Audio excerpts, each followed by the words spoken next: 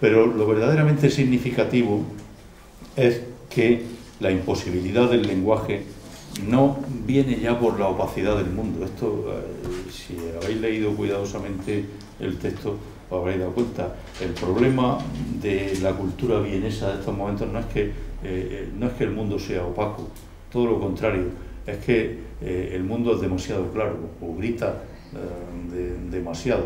El mundo es ya un mundo que se caracteriza por su multiplicidad, una multiplicidad ante la que es imposible responder. Y entonces hay que recordar otro contemporáneo de Hofmannsthal, porque, claro, dije al principio que Sergio lo comentaba, es verdad que aquí cada uno pues venimos a contar el tema según nuestros intereses personales, y a mí me interesa mucho sacar a las obras literarias de su especie de peana o de su aislamiento espléndido y colocarlas en conexión con otras cosas un poco insospechadas.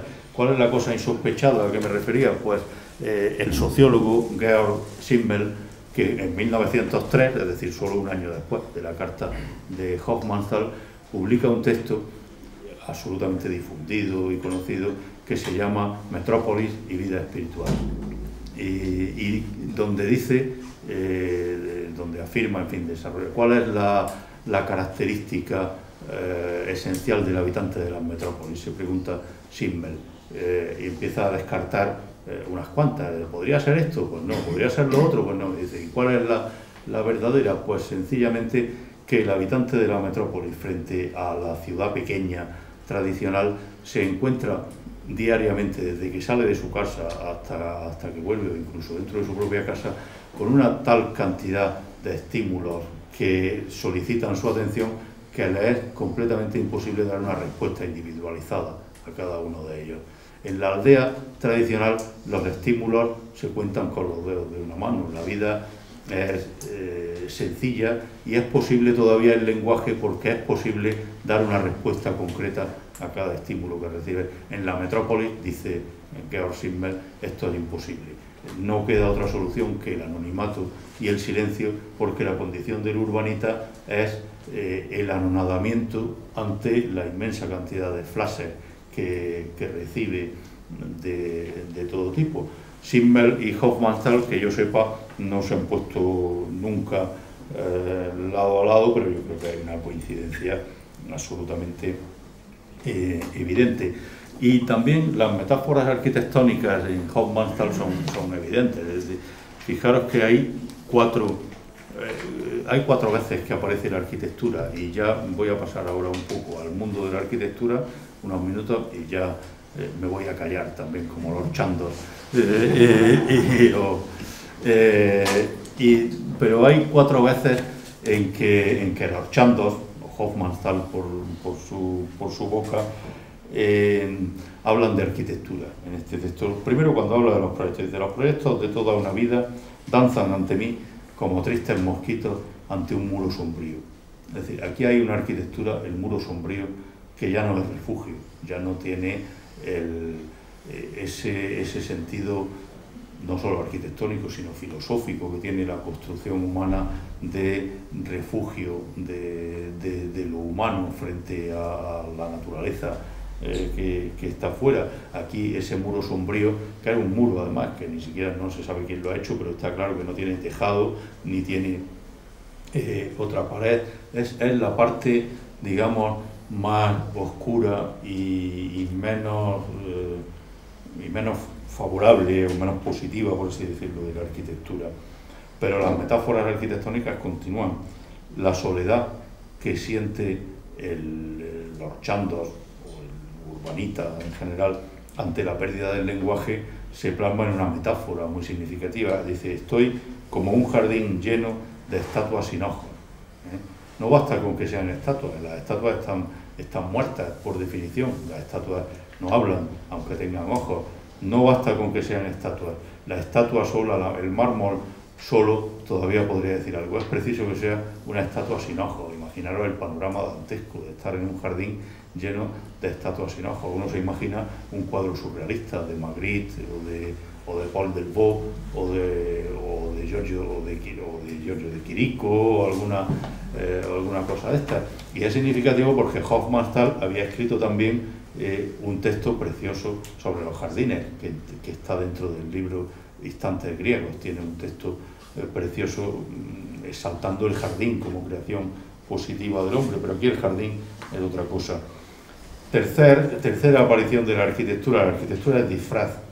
Dice Hofmannsthal, estoy reconstruyendo un ala de mi casa, y desde el momento que ha decidido guardar silencio, pues una de las cosas que hace es reconstruir un ala de su casa. ¿Y para qué? Para disimular, porque dice, así, lo habéis leído, dice, así puedo charlar con el capataz y con los obreros, todos pueden imaginar que soy el mismo de siempre, es decir, puedo seguir manteniendo mi apariencia de gran señor rural, puedo seguir haciendo más o menos lo de siempre, pero no se dan cuenta que están hablando con un muñeco, que ya no soy yo, que el verdadero yo está callado, es como un autómata que mantiene una serie de actividades cotidianas de una manera prácticamente irreflexiva. Y cuarta aparición de la arquitectura, el anhelo de la pureza primitiva. Toda esta pérdida del lenguaje no se hace sin nostalgia del momento en que el lenguaje era claro, transparente y en que el hombre podía comunicarse. ¿Y cómo se come esto en metáfora arquitectónica?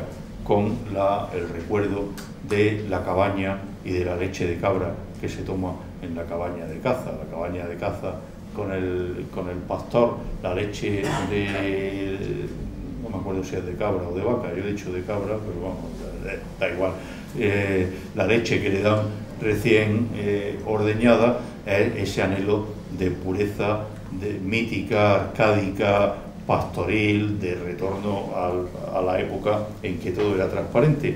Bueno, este es más o menos el resumen de la carta de los Chandos. Hay muchas otras cosas, hay el tema terrible, la descripción absolutamente terrorífica de la muerte de las ratas, cuando ha decidido envenenar a las ratas en su sótano, y se ha olvidado de las ratas. De repente decide dar un paseo por el campo y de repente, cuando está a caballo, se imagina las ratas muriendo envenenadas en el sótano. Bueno, la descripción de eso es absolutamente terrorífica y rompe completamente introduce un elemento de horror clarísimo en medio de toda esta descripción apasionante.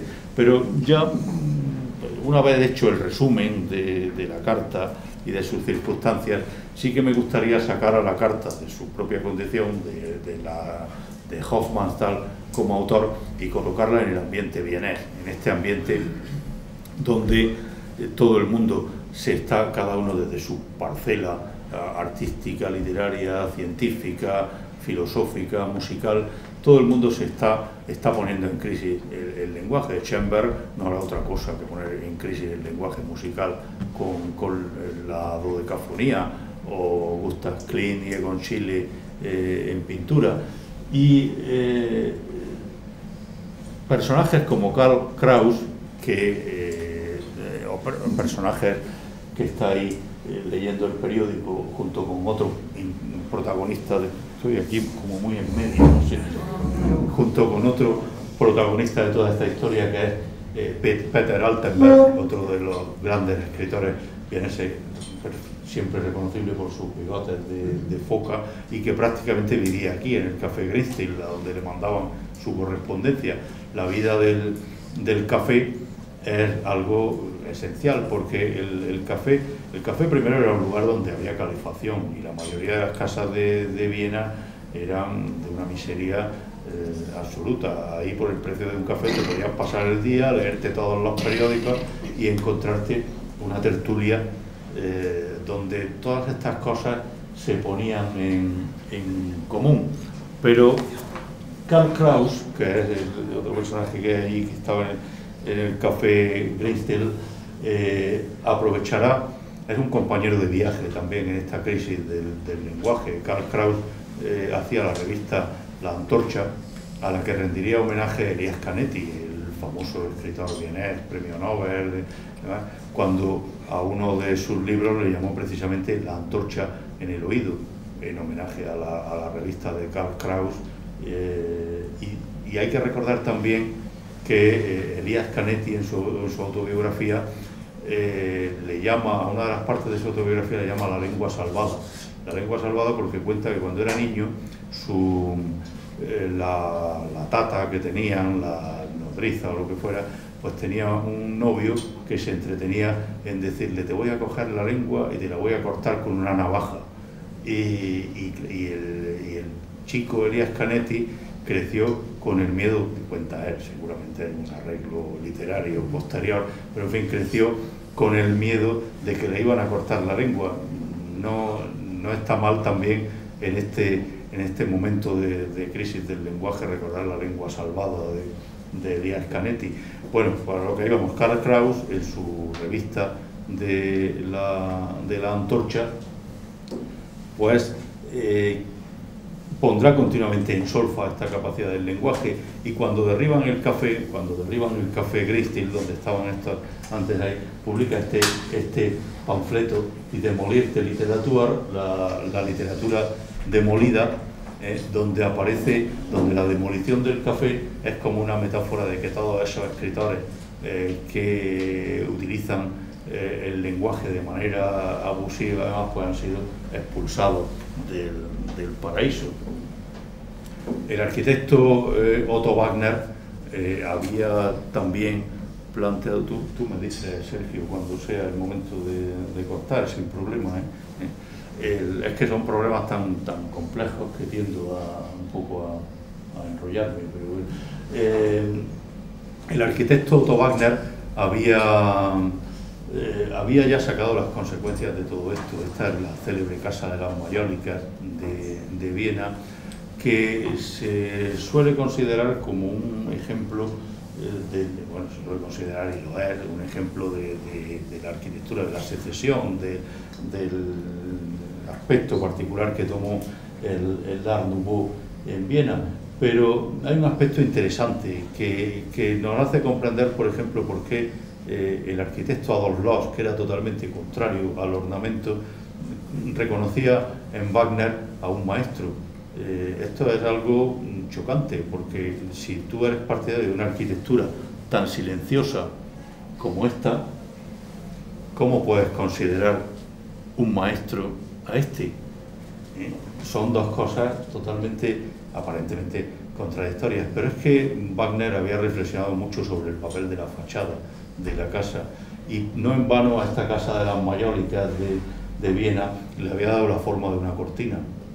Había sacado todas las consecuencias de la idea de la cortina que oculta lo que hay detrás. Había colocado aquí estos adornos que son los broches metálicos de la cortina, y había hecho caer sobre toda la fachada un cortinaje en el cual resulta ya absolutamente imposible distinguir dónde empieza y dónde acaba cada piso en fachada.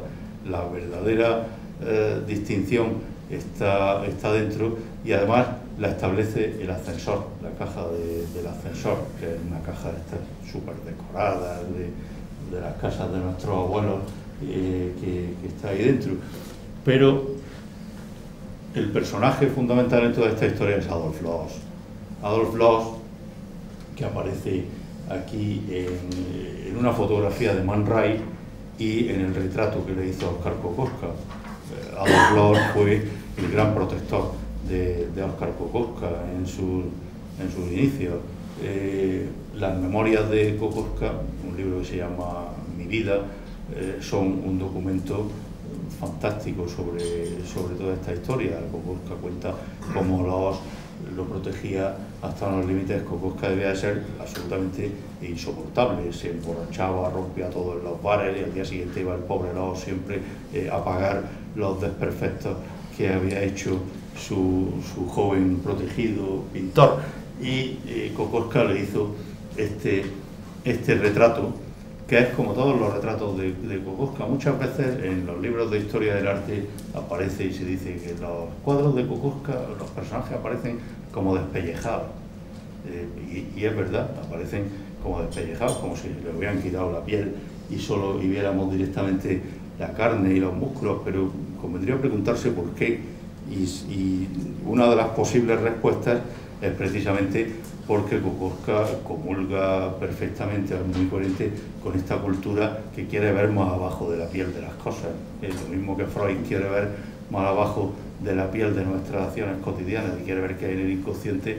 Kokoschka también quiere ver qué hay debajo de la piel de sus personajes retratados. No es un rasgo de estilo, no es sencillamente que pinto así porque me gusta, evidentemente es así también, pero es un rasgo, digamos, mucho más filosófico y más coherente con toda esta historia. Adolf Loos escribió mucho, escribió, por ejemplo, esta obra que el título es Dicho en el vacío, o Palabras en el vacío, un título también absolutamente acorde con lo que estamos hablando, con esa imposibilidad de hablar, con esas palabras que no dicen ya nada. Escribió mucho, escribió este texto sobre la ciudad Potemkin que he comentado, escribió un texto fundamental que se titula Ornamento y delito, en el cual también postulaba de alguna manera el silencio de la arquitectura. Decía que una arquitectura que intenta hablar es como un hombre del siglo XX que se haga tatuajes. Ahora mucha gente lleva tatuajes, cosa que no entiendo, porque bueno, que lo hagan los jovencitos.